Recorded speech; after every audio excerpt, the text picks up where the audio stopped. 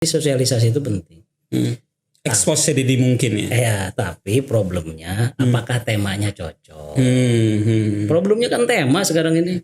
Orang lagi ada corona, lagi vaksinasi, temanya berkarya untuk Indonesia.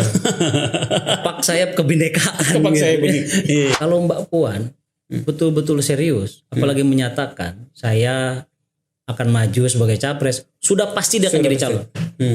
PDI nyalon sendiri bisa. Satu, harus populer. Untuk populer harus lakukan sosialisasi. Kapan? Dari sejak jauh hari.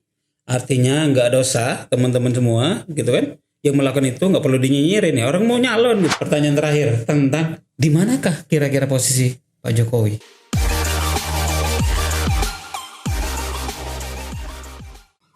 Oke, assalamualaikum warahmatullahi wabarakatuh. Selamat berjumpa kembali dengan saya Cak Hamid di YouTube saya yang makin hari makin keren ini. Tentu kekerenan ini berkat support teman-teman yang sudah subscribe sampai sekarang ini sudah 3.000 lebih ya, Asman. 3.000 lebih, alhamdulillah. Dan bagi teman-teman yang baru ketemu channel kita, monggo di subscribe dulu sebelum kita mulai. Yakinlah, insya Allah channel ini beda dari yang lain. Mungkin tidak setenar yang luar biasa artis itu, tapi insya Allah akan berhikmah. Yang kita akan hadirkan orang-orang yang sangat bagus, sangat kompeten, ya sangat kompeten. Yang pasti akan banyak kisah-kisah menarik yang bisa Anda ikutin bersama. Dan sekali lagi saya ingatkan teman-teman, subscribe, kemudian bunyikan loncengnya, dan jangan lupa share. Dan kalau ada masukan-masukan, ditulis di note siapa yang butuh diundang atau isu apa yang butuh diangkat. Nah, dan kali ini saya coba berbicara tentang isu yang sekarang lagi rame. Yang sekarang lagi rame apa? Kalau tentang politik ya, karena kebetulan kerjaan saya di konsultan politik, jadi sedikit saya ngupas tentang politik kekinian. Terutama yang lagi rame sekarang ini. Yaitu hujatan makian terhadap baliho yang nampang di tengah pandemi. Dan yang saya hadirkan di depan saya ini orang yang sangat kompeten. Salah satu guru saya juga waktu itu, saya juga sempat kerja dengan beliau. Sambut saja Ferry Muhlis. Selamat datang Kang Ferry. Saya biasa nyebut Kang Ferry ini. Apa kabar Kang? Alhamdulillah sehat. Alhamdulillah. Kang Ferry ini konsultan politik di Konsipindo dan salah satu konsultan yang sudah ikut membantu memenangkan Jokowi kemarin. Salah satu konsultan nasional, dan artinya untuk bicara isu ini saya kira pas banget, luar biasa, kompeten sekali. Jadi gimana komentar singkatnya akan terkait polemik baliho ini? Menurut Akang sebetulnya normal atau pas enggak sih gitu? Atau masyarakat yang menghujat itu bisa dipahamin atau enggak gitu? Ya, itu ada dua pertanyaan ya. Pas atau enggak, lalu yang menghujat itu bisa dipahami atau enggak? Iya. Kalau pas. Pilpres itu kan 2024 Februari. Ya memang kalau orang mau mencalonkan diri, ya dia harus siap-siap jauh-jauh hari kan. Betul. Gak mungkin nunggu wabah selesai. Nah, kalau wabahnya nggak tuntas-tuntas, lalu kapan dia mau sosialisasi? Betul. Pertama. Lalu pilihannya kenapa billboard gitu atau baliho? Ya karena memang baliho ini media luar ruang. Nah, seharusnya sosialisasi itu masuk ke semua lini, media luar ruang masuk, media dalam ruang juga masuk, terutama ke rumah-rumah. Biasanya kan paketnya tuh ada billboard, ada banner, lalu di rumah-rumah ada kalender dan lain-lain. Betul.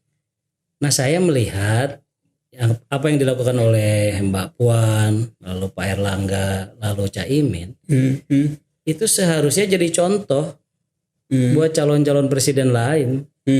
Seharusnya mereka nyontoh ya, gitu ya. Turun sosialisasi gitu. Kalau saya baca di beberapa media kan tampaknya Pak Prabowo dengan Pak Anies Baswedan tuh malah saya senang kita belum pasang gitu kan, seolah-olah begitu. Seharusnya kalau mau maju serius calon pasang. Harus pasang. Pak Ganjar kalau mau serius maju calon pasang gitu. Atau karena mereka sudah nampang di media terus Mas Burita karena kinerjanya. Kan media luar ruang ini juga kedudukannya penting kan. Berapa dia elektabilitas? Kan tidak ada yang lebih dari 20 gitu. Dan waktunya kan juga masih lama. Jadi sosialisasi itu penting. Expose sedini mungkin ya. Ya, tapi problemnya apakah temanya cocok? Problemnya kan tema sekarang ini. Orang lagi ada corona, lagi vaksinasi, temanya berkarya untuk Indonesia. Pak sayap kebinekaan. Kepak gitu. saya begini. Iya. Problemnya nggak nyambung dengan itu ya. Iya gitu. Problemnya di tema bukan di billboardnya gitu. Kalau billboard Seandainya tentang kesehatan, tentang prokes mungkin. ya kesehatan atau disesuaikan kondisi lokalnya gitu kan. Kalau saya melihat apa yang dilakukan oleh Mbak Puan misalnya, ini kan gerakan top down, gambarnya sama, temanya sama.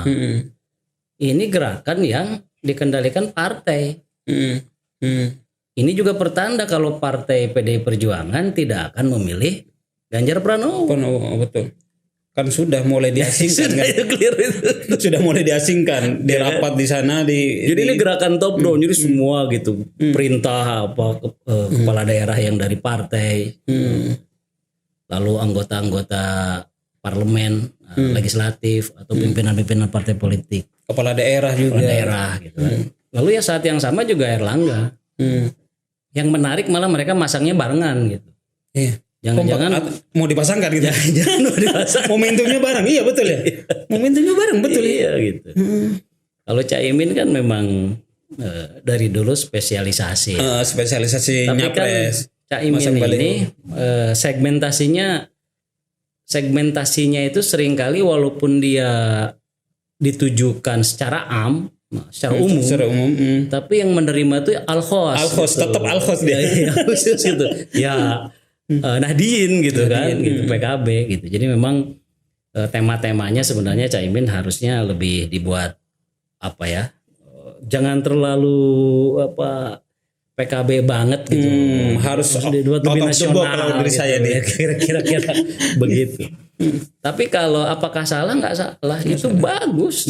Cuman temanya. Sewajarnya memang mereka mengekspos sedini mungkin karena mau nyalon gitu. Iya, tapi kan coba kalau temanya, misalnya sekarang sedang gencar vaksinasi, kampanye tema vaksin itu. gitu. Lalu setiap daerah disesuaikan kondisinya. Kalau dia pasang di Sumatera Selatan, apa sih problem di sana? Gitu kan. Gitu. Harga karet kah atau apakah ini kan gitu? Semua sama. Lalu di bawah itu orang-orang atau para penanggung jawab teknis yang diminta masang. Kalau di Tangsel tuh kan di bawahnya ada Airin Rahmidiani gitu. Seolah-olah kalau nggak dipasang itu jangan-jangan yang masang orang lain gitu kan. Jadi pengen show sebagai address bahwa dia bekerja. Sama aja. Karena itu dituntut gitu. Atau kalau di mana di Serang kan ada tuh. Bayi Andika Hajrumi gitu kan. Itu kan sama top down juga itu. Buat Airlangga sangat penting ya. Karena popularitasnya masih di bawah 50. Betul. Elektabilitasnya apalagi gitu. Belum lagi secara teknis Pak Erlangga ini terlihat betul bekerja untuk Jokowi sebagai menterinya Jokowi kan. Sebenarnya kalau mau jujur kan parlemennya sekarang yang ngendalin Golkar itu. Yang mimpin PPKM aja luar Jawa sama Jawa kan. Dua-duanya orang Golkar itu, Pak Luhut sama Pak Erlangga kan. Dua-duanya Golkar itu. Tapi nama Golkarnya nggak ke bawah. Kira-kira begitu kinerjanya Jokowi. Jadi kalau dari sisi itu bisa dipahami ya. Dari sisi pemenangan ya. Pemenangan. Terus kemudian orang yang kemudian menggugat gimana? Maksudnya nah orang mempersoalkan karena tadi soal cara atau metode dan tema yang dipilih gitu. Saya menduga belum pakai konsultan politik gitu. Atau nggak pakai kita gitu. Ya kan? Misalnya tema yang diangkat oleh Pak Erlangga gitu. Kerja untuk Indonesia gitu. Kerjanya kan apa? Niru Pak Jokowi banget tuh kerja gitu kan. Ciri khas Golkarnya mana gitu. Masih bagus berkarya untuk Indonesia, masih ada golongan karyanya. Ini makanya kalau tema-tema, kalau tujuannya aja meningkatkan popularitas personal, yang penting kan nama, foto selalu terpasang. Tema bisa berbeda-beda. Apalagi kalau tema-tema disesuaikan dengan kondisi. Betul. Tapi kalau soal dia masang, itu udah pilihan yang benar. Mau kapan lagi dia masang gitu. Ya kan? Mbak Puan juga sama. Pak sayap kebinekaan itu bagus, tapi itu PDIP banget. Karena nasionalis banget gitu. Nah ini juga orang harus keluar dari rumahnya. Gitu. Kenapa? Kan yang dicari itu kan pemilih Indonesia, bukan konstituen setianya masing-masing gitu. Kalau mau jadi presiden itu kan yang dipilih itu adalah suara seluruh rakyat atau seluruh pemilih Betul. Indonesia. Ya, kira Mungkin mereka berpikir bahwa Jokowi menang ini karena PDIP-nya. enggak. Jokowi itu menang karena kekuatan dari kolaborasi antara kelompok Islam tradisional dengan kelompok nasionalis. Yang diwakili oleh NU ya. NU kan NU solid. Di Indonesia itu kalau pilpres tidak melibatkan NU repot, karena suaranya itu besar. Besar. Tapi kalau NU pecah juga repot. Kan pernah kejadian kan dulu Kiai Solahuddin Wahid pasangan dengan Wiranto, lalu Bu Mega pasangan dengan Hasyim Muzadi. Pecah NU-nya. Tapi kalau NU bersatu kayak Pak Jokowi ini, ya bisa menang gitu. Jadi head to head kayak kemarin itu kemenangan Pak Jokowi itu adalah 3 ya faktor utamanya itu.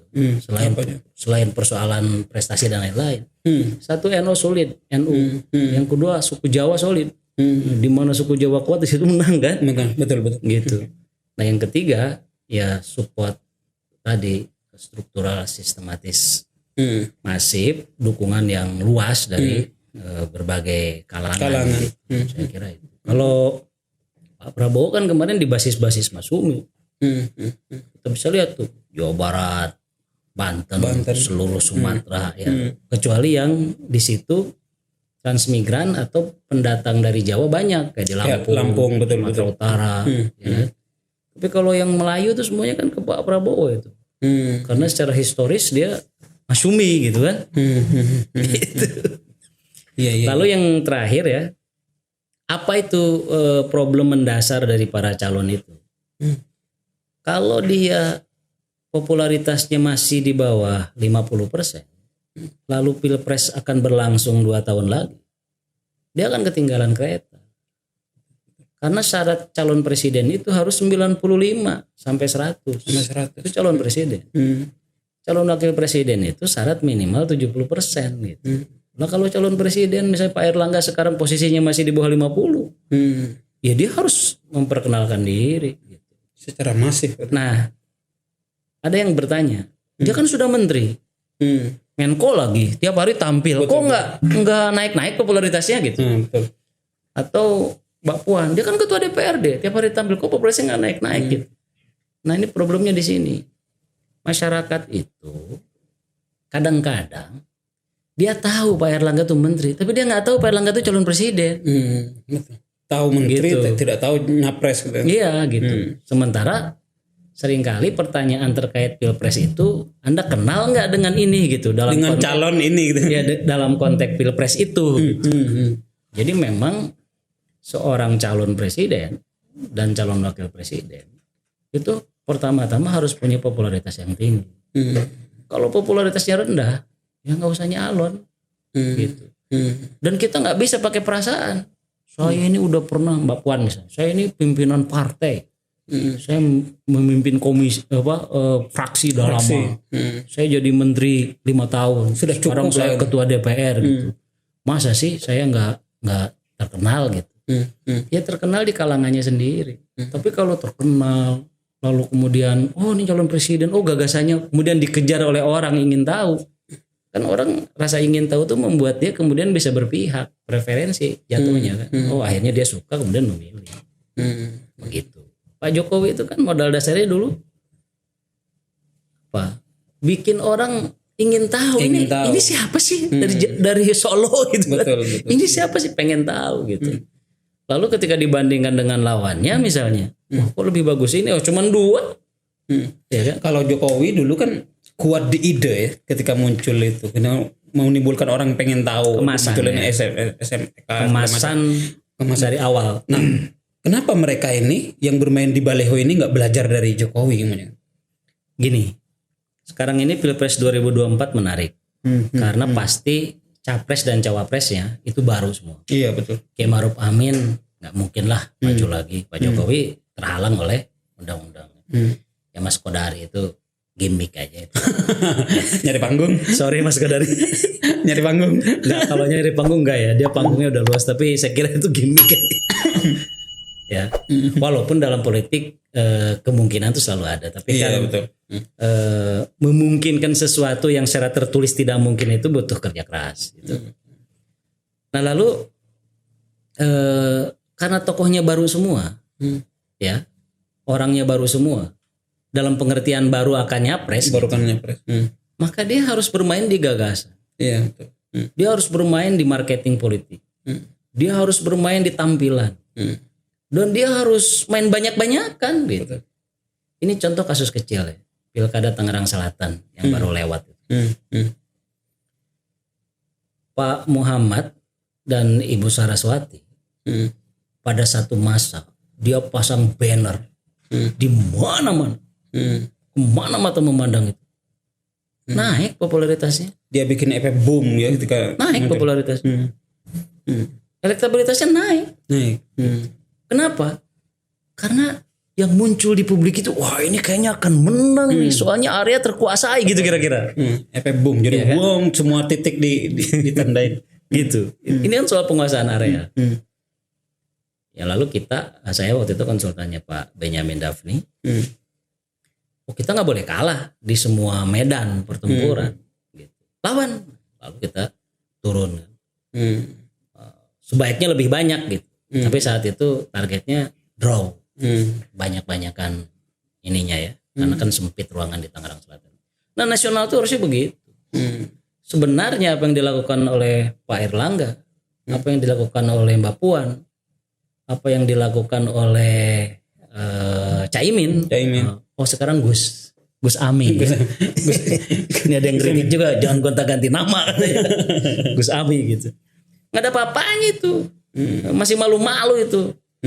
Harusnya lebih eksesif itu. Iya, kalau saya membedakan billboard dan baliho ya. Jadi kalau yang dipasang pakai besi yang besar-besar itu, yang sebenarnya ada pajaknya itu, yang bayarnya rata-rata per bulan 15 sampai 20 juta sebenarnya. Itu billboard itu. Harusnya ada baliho juga yang dipasang pakai bambu itu, yang ukuran 3x4, 2x3 itu. Ada banner juga, ada produk yang masuk ke rumah, itu baru serius. Gitu. Kalau kayak gini masih malu-malu, apalagi dibayarnya masih ditekan ke bawah, pasang nggak pasang apa banyak. Saya juga ada teman-teman pengusaha gitu. Cak, saya harus pasang ini Cak karena ini instruksi segala macam gitu kan. Lalu juga tadi produk-produk apa segala macam gitu. Nah sekarang ini kan udah era sosial media ya. Semua orang punya akun, ada akun Instagram, ada YouTube, ada apa. Itu kalau masih sendiri walaupun followernya 1 juta banyak, tapi penduduk Indonesia pemilih ada berapa ratus juta gitu. Iya kan? Kadang-kadang orang tuh merasa follower saya tuh banyak katanya. Iya, tapi cuma 1 juta gitu. Pemilih itu tetap harus main di ruang publik, tetap harus main ke rumah-rumah gitu. Tidak semua orang mengakses sosial media itu hari-hari dan lain-lain gitu. Berbagai daerah kita mengalami problem signal dan lain-lain gitu. Jadi memang calon presiden akan bisa memenangkan pertempuran kalau persiapannya matang dan konsisten gitu. Apa konsisten tuh? Programnya, konsisten produk-produknya gitu kan. Kayak Pak Jokowi itu dulu menarik. Ya. Tiba-tiba banyak sekali relawan-relawan udara itu. Sebenarnya kalau kami di konsultan politik itu jarang bikin relawan kayak begitu. Kami ini Cak Hamid juga sama nih ya dengan saya nih satu ilmu ya. Kami menyebutnya jaringan horizontal itu. Jaringan horizontal itu di mata saya ya sebagai konsultan politik itu buat memperindah sebenarnya. Karena yang paling penting jaringan vertikal. Jaringan vertikal tuh biasa istilahnya ya, koordinator provinsi, koordinator kabupaten kota, koordinator kecamatan, koordinator desa kelurahan, koordinator TPS, relawan TPS. Jadi clear tuh ada basis areanya. Kalau yang relawan tuh kan ada nama lah, jaringan apa segala. Pak Jokowi itu kan kemarin ada projo, ada apa segala macam gitu. Tetapi apa yang menarik? Kesemarakan, vibrasinya. Semua bikin billboard dan baliho itu dengan gaya masing-masing. Sehingga kesannya bottom up. Dukungannya luas dari mana-mana gitu. Jadi keseragaman top down itu juga ada negatifnya gitu ya. Jadi kalau maksa-maksa ketahuan, apalagi template-nya udah dikasih gitu kan, bocor pula gitu kan. Ada yang merasa kemudian ngasih tahu bahwa saya dipaksa. Ya, sekarang era sosmed ya. Jadi sebenarnya ada juga yang penting, membentuk relawan ya, membentuk relawan. Relawan tuh penting ditata sedini mungkin gitu. Sekarang orang mau bikin aja relawan, nggak usah malu-malu. Memang pilpres akan dilaksanakan Dan udah niat betul-betul nyalon gitu. Iya, kenapa mesti malu-malu gitu? Lalu problem moralnya apa? Problem moralnya kan dipesan tadi, pesannya nggak nyambung dengan keadaan. Dengan gitu. keadaan, Jadi diperbaiki lah bos itu konsultan-konsultan. Nyambung dengan keadaan. Kalau nyambung dengan keadaan, apalagi gini ya. Misalnya nih, relawan Puan, daerah kabupaten mana nih yang sekarang lagi tinggi-tingginya? Relawan Puan membagikan sembako kepada 30.000 orang gitu kan. Lalu ada fotonya, ada kegiatannya, pasang di billboard. Itu lebih mengena kan. Lalu di daerah lain, tunggu kami datang ke daerah Anda. Keren gitu. Orang akhirnya nunggu kapan relawan Puan dibentuk di sini gitu. Kalau ini kepak sayap kebinekaan, kepak gitu. Tapi itu bagus. Itu kan pesannya bagus. Cuman dengan situasi dan kondisi saat ini, sekarang orang iya sedang kan darurat. pertanyaan kenapa kemudian malah antipati orang dengan adanya itu. Niatnya ngiklan, malah justru orang nggak mau gitu. Tapi tetap berguna ya. Saya lihat kemarin kan Ismail Fahmi itu Don Emprit ya, ngecek jadi perbincangan. Justru menguntungkannya dengan bad news is good news Ya, kan. jadi perbincangan, tapi memang kesannya negatif. Tapi kan kalau tujuannya ingin dikenal, ingin jadi perbincangan, memang harus memunculkan yang kontroversi. Tapi ya sebaiknya keresahan publik itu diikutin, jangan juga dablek gitu loh. Publik itu kesel gitu kan, ini tetap aja masang dengan pesan yang sama ya diperbaiki lah. Gitu. Nah, kalau ini kan konteksnya 2024 nih. Kalau 2024 ini yang potensial maju itu siapa saja? Kan belum tentu, walaupun nyalonin kayak Caimin belum tentu dapat segala macam. Yang potensial akan bertarung di sana. Saya menyebutnya ada 3 kelompok ya yang potensial memimpin. Yang sangat dan paling memiliki peluang besar itu para ketua partai. Pertama ya. Ketua partai. Karena pilpres ini pestanya partai politik sampai ke pengusungan. You mau kayak apapun, kayak apapun, kalau nggak diusung partai politik ya selesai. You mau populer kayak apapun, ini pestanya partai politik. Kita nggak bisa protes, undang-undangnya begitu. Karena itu yang berpeluang para ketua partai. Ya tadi Mbak Puan, ya dia kan terakhirnya Bu Mega ya. Gitu. Bu Mega tuh bodoh, mungkin Mbak Puan ketuanya. Lalu Pak Erlangga, Caimin, peluang gitu. Ketua partai lain, satu itu pasti. Kenapa? Karena negosiasinya di situ. Gitu. Negosiasi. Yang kedua para gubernur. Para gubernur di seluruh yang punya wilayah ya. Ya di seluruh Indonesia itu punya peluang, apalagi di wilayah-wilayah yang padat penduduknya. Gubernur Pulau Jawa, Jawa Barat, Ridwan Kamil punya peluang dia. Punya peluang. Ibu Hovifah, lalu Pak Ganjar Pranowo, lalu Pak Anies Baswedan, Sultan kalau mau. Di Sumatera Pak Herman Deru, Sumatera Utara kan 10 juta lebih itu ya. Sumatera Utara gitu, Sulawesi Selatan yang padat-padat punya peluang. Karena punya basis massa dia. Punya basis massa, walaupun rata-rata tidak berpartai ya. Ada gubernur yang ketua partai kayak Pak Herman Deru kan ketua partai Nasdem. Lalu yang ketiga, tokoh-tokoh politik lain ya yang dia cukup lama berkarir baik di satu profesi maupun sebagai politisi gitu. Dan dia punya dukungan jaringan dan pendanaan yang kuat itu. Ya misalnya Pak Tito mantan, dia jaringan Polri kan gitu. Polri, betul. Atau misalnya tokoh Golkar lain kayak Pak Bamsud. Dia punya, atau tokoh-tokoh yang lain lah. Tapi memang sekarang kita defisit tokoh ya. Defisit tokoh yang jadi alternatif di luar ketua partai dan gubernur-gubernur itu. Tapi di Amerika juga kan sama. Para mantan gubernur dan senator itu kan, para senator atau gubernur yang pada maju itu di banyak tempat kan. Kira-kira kayak begitu. Sekarang menunya menjadi 2, ketua partai atau kader partai dan kepala daerah gitu kan. Iya. Apalagi dengan keberhasilan Jokowi kan. Nah, dan Pak Jokowi itu jadi Template baru. dan dia kan step 2-nya tuh dari kepala daerah gitu. Pak Jokowi itu jadi contoh. Nah, karena itu jangan anggap rendah para gubernur. Betul, partai itu. betul.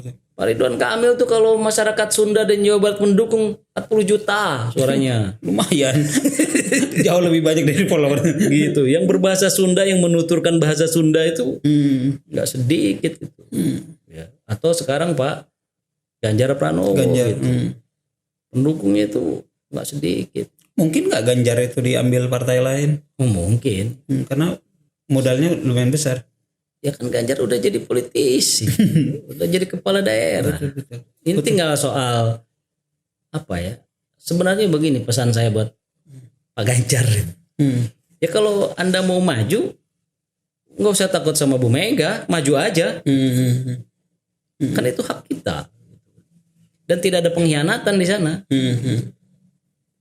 Ya kan? Kita juga rakyat Indonesia harus berpikir positif gitu, bahwa kalau ada orang potensial tapi tidak dicalonkan oleh partainya lalu didukung oleh partai lain, ya jangan dicap pengkhianat. Betul. Itu kan biasa aja gitu. Biasa aja gitu. Jadi Pak Ganjar tuh kalau mau maju aja. Nggak usah cengeng juga kalau Bu Mega nggak ngizinin ya saya nggak maju ya. Nggak usah begitu juga gitu. Tapi kalau Anda potensial sekarang apalagi 18 rate-nya itu kan antara 16 sampai 20%. Itu kan potensi yang tinggi. Tapi karena malu-malu nih yang 16 sampai 20 ini akhirnya kan nggak maju-maju di berbagai survei itu. Iya. Dia nggak nambah kan? Ya tapi ini ada catatan penting ya terkait survei-survei itu. Dalam kondisi begini orang melakukan survei by phone itu harus dijelaskan pada publik metodenya dan caranya. Betul. Gitu. Itu yang jarang kemudian dieksplor kan? Iya. Kan kita populasinya seluruh rakyat Indonesia gitu. Berapa yang punya telepon? Ya sekarang ada 140 atau 150 juta yang punya telepon. Saya aja punya 3 telepon. Saya 2. Jadi memang gak bisa itu ya. Lalu coba secara teknis kita kaji lagi. Ketika Anda ditelepon, berapa pertanyaan sih yang bisa ditanyakan? Kalau tatap muka itu kan 100 pertanyaan kadang. Betul. Atau 50 pertanyaan udah banyak. Variable control aja pertanyaannya udah luar biasa. Tamat SMA, penghasilan berapa? Ya kan? Lalu suku apa? Itu aja orang udah males gitu. Udah males. Ini berapa lama? Ini bukan mengecilkan kolega lain, tapi kejujuran ilmiah juga penting. Lalu sumber data ya.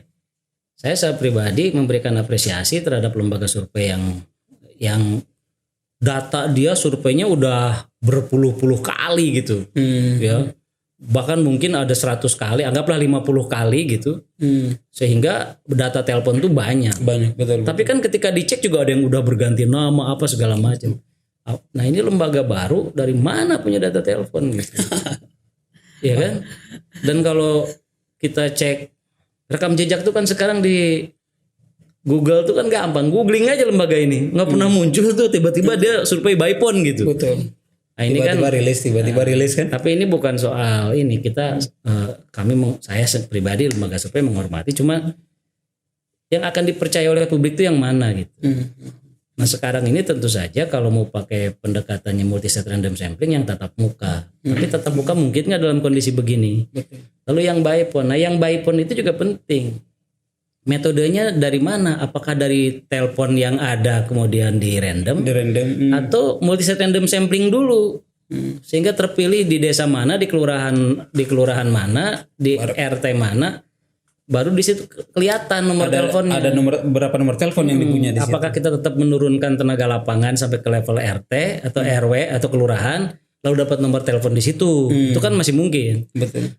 Artinya itu turun ke lapangan tapi tidak diwawancara secara langsung, atau betul-betul memanfaatkan data yang ada, tapi datanya harus dipetakan dulu. Karena ada reduksi kan di situ. Iya harus dipetakan. Apakah kita punya data telepon di seluruh desa seluruh Indonesia, gitu, dan lain-lain. Tapi ini kan pembahasan yang betul. lain. Menurut saya itu teman-teman banyak yang cari pendaringan macam-macam lah. Ya, Tapi yang terpenting maksud saya terkait 2024 ini, contoh lah kayak kembali ke diskusi di awal itu kayak Mbak Puan gitu-gitu.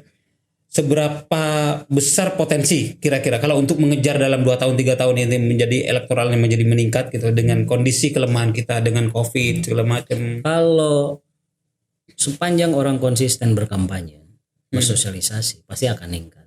Pasti akan meningkat. Apalagi nanti kalau sudah jadi calon. Ki Ma'ruf Amin itu berapa popularitas? Tapi ketika berpasangan dengan Jokowi terkatrol dengan sendirinya. Betul, gitu kan? Karena nempel bareng kan. Iya gitu. Nah tapi ada yang penting tadi begini, berkaitan dengan orang-orang itu, tokoh-tokoh itu.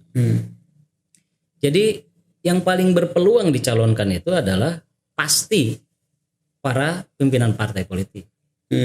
Kalau Mbak Puan betul-betul serius, apalagi menyatakan saya akan maju sebagai capres, sudah pasti dia akan jadi calon. PDI nyalon sendiri bisa. Betul. PDIP itu mencalonkan diri sendiri bisa. Betul, cukup dia. Ya tambahannya kan juga bisa dia. Jadi udah pasti bisa calon. Jadi kalau saya selalu membagi 2 ya, satu peluang dicalonkan, yang kedua peluang menang. Peluang menang, betul. Itu sesuatu yang berbeda. Betul. Makanya pertanyaan saya peluang dicalonkan gitu. Jadi siapa yang berpeluang dicalonkan? Para pimpinan partai politik yang maju. Gitu.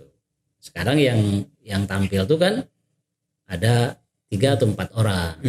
Siapa aja itu? Ya tadi Mbak Puan, Pak Erlangga, Caimin, Mas Ahaye, gitu kan.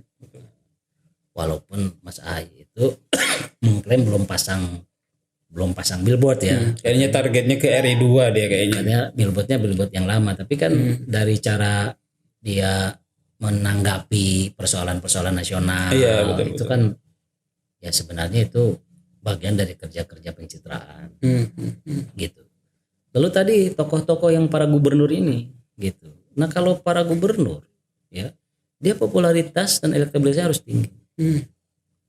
Ya sekarang secara faktual Mas Anies Baswedan, ya sama Mas Ganjar Pranowo itu selalu terekam pada semua survei. Baik yang survei maupun yang surveian. Selalu terekam. Nggak bisa menafikan mereka itu, muncul terus dia. Ya, muncul terus.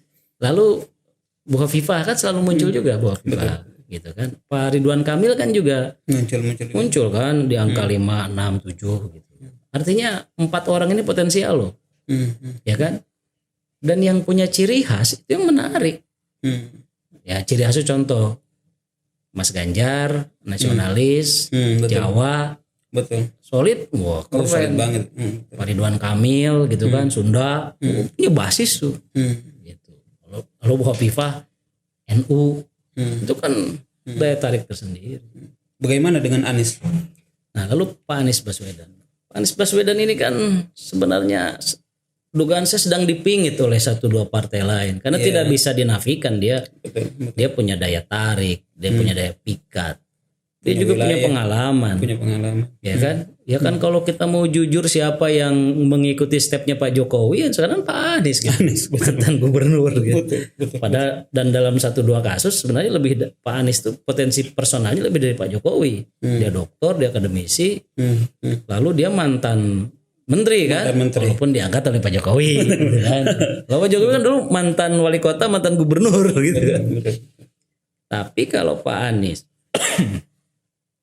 pasif, nunggu dipinang, ya akan tumbang dia. Oke. Ya. Terlalu jual mahal jatuhnya kan? Ya akan tumbang. Ini perlombaan bos. Kalau mau bilang ini pertandingan. Gitu. Jangan sok-sok jual mahal. Dan ini pilpres, gitu. Ya. Jangan pernah menafikan peluang Pak Prabowo. Betul. Pak Prabowo kalau maju juga dia tetap punya peluang. Walaupun kami di Konsepindo mentes gitu. Ya Pak Prabowo itu suara setinggi-tinggi yang diraih itu yang kemarin. Gitu. Kecuali dia bisa pintar ngambil wakil. Ya, repot karena tadi dari sisi usia, kadang orang tuh kan setiap orang ada masanya, setiap masa ada orangnya. Sudah angka mati taruhlah. Jadi kira-kira masanya sudah lewat bos gitu kan. Jadi playmaker aja gitu kan. Dan kalau playmaker dia mumpuni dia. Kan sekarang suka ada diisukan. Pak Prabowo kan pasangan dengan Puan.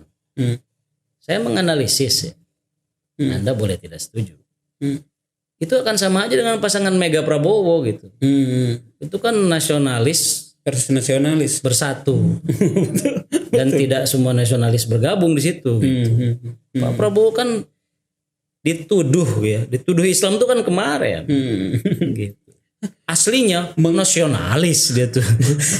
Melabelkan Islam itu kemarin. Tapi setelah kelompok Islam 212 ditinggalkan gitu.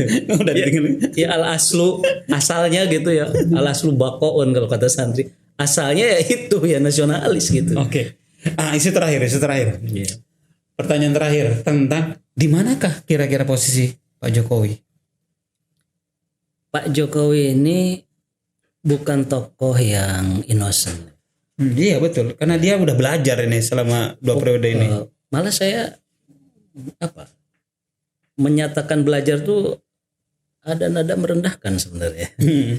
Pak Jokowi ini politisi. Iya makanya.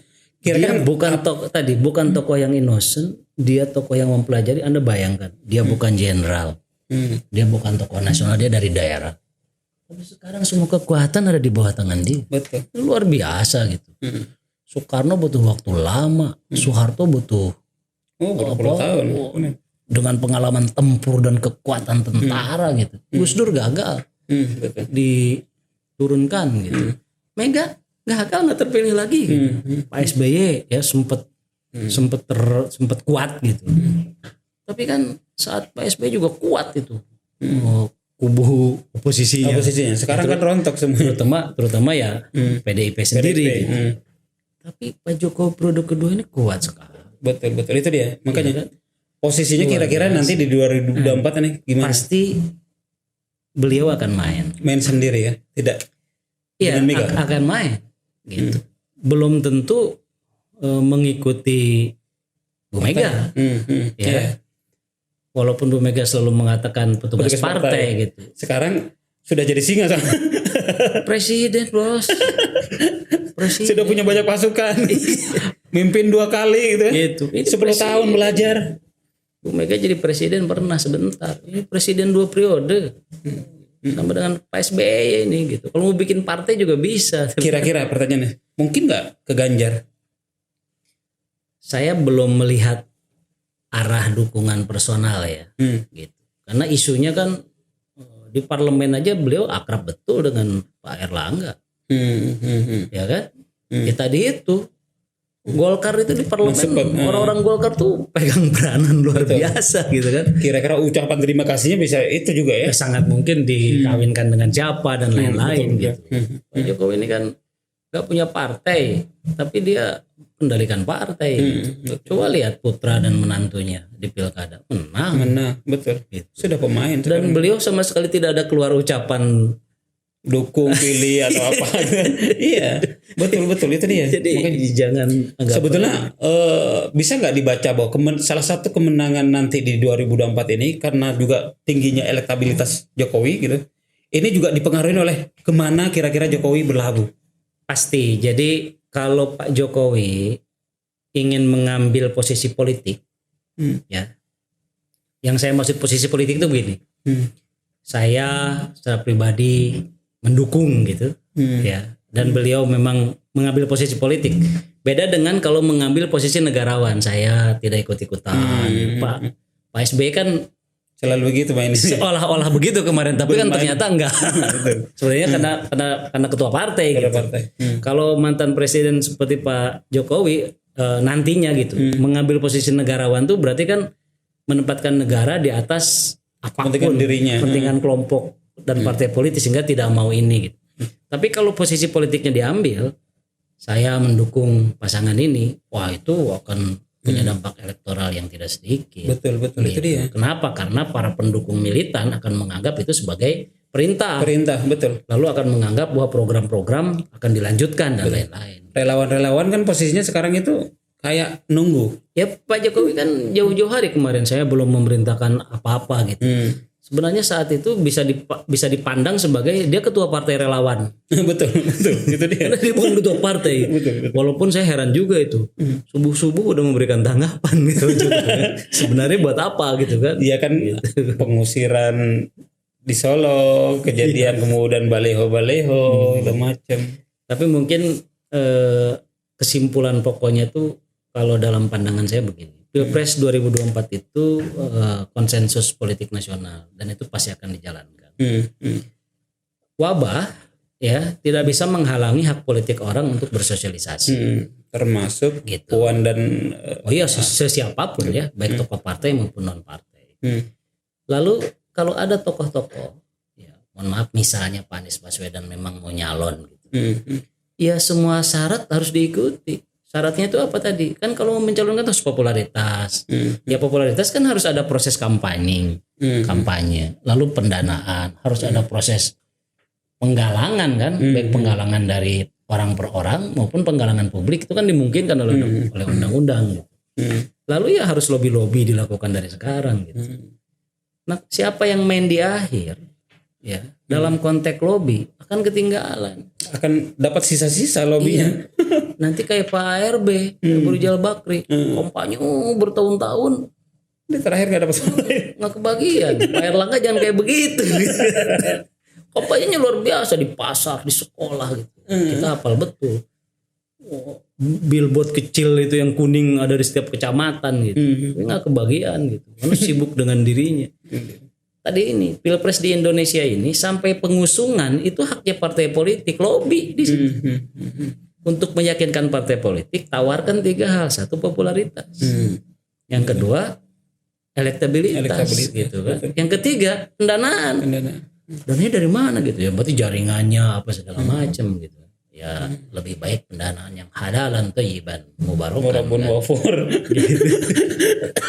Nah, yang nggak kalah penting adalah mereka yang ketinggalan langkah, ya, mereka yang ketinggalan langkah dan betul-betul tidak melakukan langkah apa-apa, ya sebaiknya nggak usah maju, gitu, hanya menghabiskan energi, gitu, atau menjadikan pilpres kali ini sebagai stepstone. Gitu. Jangan salah, ada satu tokoh muda potensial pernah ikut pilpres, duitnya banyak, Sandiaga Uno. Betul. Dan duitnya masih banyak. Dan duitnya masih banyak juga. Oh, iya kan langsung naik lagi. Langsung untung. Dan Sandiaga ini berjejaring dengan pengusaha-pengusaha lain. Kuat ya jaringannya. Dengan lain-lain gitu. Partai politik kan bisa juga. Jadi sebenarnya sekarang itu ada banyak juga tokoh-tokoh yang menunya agak banyak ya sekarang itu. Gitu. Tapi karena ini pilpres yang baru diikutin oleh orang-orang baru semua, ini punya daya pikat yang luar biasa. Akan agak seru ya. Akan seru dan saya kira pemerintah Pak Jokowi itu dengan aparatnya akan terlihat lebih netral lah. Iya, karena rata-rata di menteri kalau mau nyalon. Memang pasti netral. Maksud saya gini, akan terlihat lebih netral itu kan kalau kelihatan mendukung ke salah satu kan repot kan gitu. Bermain cantik lah. Beda dengan di periode ini, setiap pemerintahan kan akan kayak begitu aparat-aparatnya maksudnya. Tapi kalau yang sekarang itu kan si calon-calon tuh kasarnya begini. Ketika dia lagi asik gitu di satu daerah, tanah yang dipakai tanah kementerian apa gitu. Kan kalau posisinya dia tidak dukung salah satu kan masih agak maklum gitu. Tapi kalau posisinya dia sedang kebetulan secara batin gitu kan pihak di satu titik kan dicari masalahnya itu. Itu nggak ada izinnya apa dari dikilik-kilik. Betul. Jadi syarat maju di pilpres itu 1 harus populer. Untuk populer harus lakukan sosialisasi. Kapan? Dari sejak jauh hari. Artinya nggak dosa teman-teman semua gitu kan. Yang melakukan itu nggak perlu dinyinyirin ya, orang mau nyalon gitu. Tapi memang koreksi buat calonnya ya isunya yang benar masukan. Jadi itu saja ya teman-teman semua. Ini udah 35 menit lebih dari diskusi kita. Nanti kita sambung lagi dengan Pak Ferry ini, salah satu konsultan politik dan juga pengamat politik yang sekarang juga luar biasa aktivitasnya. Thank you kan sudah hadir di podcast ini. Dan buat sekali lagi buat teman-teman semua, dukung terus channel kita dengan cara subscribe dan komen, ngasih masukan yang apapun lah, masukan-masukan yang teman-teman kita akan tampung, kita akan perbaikin. Itu saja teman-teman semua. Selamat berjumpa dalam video-video yang lain. Assalamualaikum warahmatullahi wabarakatuh. Assalamualaikum warahmatullahi wabarakatuh. Thank you kan.